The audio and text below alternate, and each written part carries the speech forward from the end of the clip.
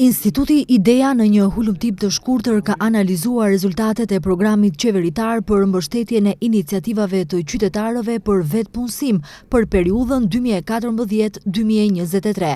Programi për mbështetjen e ndërmarrësve për vetpunësim parasheh ndihmë financiare dhe trajnime për ndërmarrësi që u ofrohen qytetarëve të Maqedonisë së Veriut, të cilët janë të papunë dhe dëshirojnë të hapin bizneset e tyre private.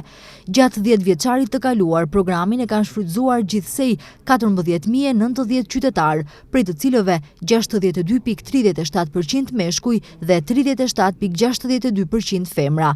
Mosha mesatare e përfituesve të granteve për vetpunësim është 35 vjeç. Shikuar sipas njësive rajonale, më së shumti grante janë ndarë në qytetin e Shkupit, Tetov dhe Kumanov, gjithsej 5.401 grante, apo 38.33% e totalit të granteve. Në anën tjetër, më së paku grante, vetëm 235 janë ndarë në Kratov, Krushev dhe Makedonski Brod, që përbëjnë vetëm 1.67% të totalit.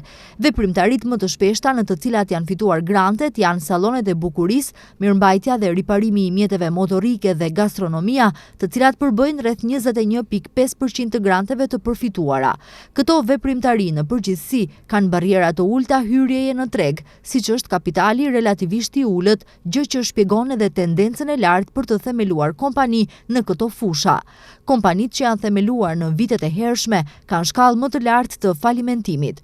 Për shembull, 60.47% e kompanive apo 561 kompani që kanë përfituar grante në vitin 2014 kanë falimentuar dhe janë fshirë nga regjistri qendror ose janë në proces falimentimi.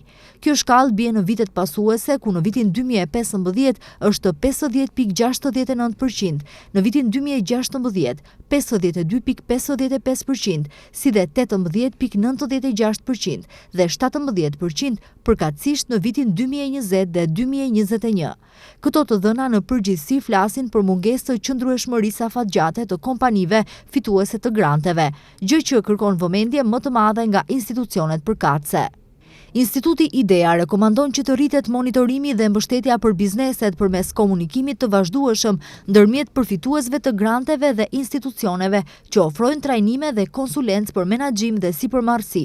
Po ashtu programi duhet të përfshijë mundësi për një raund të dytë financimi për bizneset me potencial mbijetese dhe rritjeje. Gjithashtu, transparenca në përzgjedhjen e përfituesve duhet të rritet për të parandaluar keqpërdorimin e granteve, duke zbatuar kritere dhe mekanizma më të forta filtrimi, si dhe duke publikuar emrat e përfituesve në faqen zyrtare të agjencisë.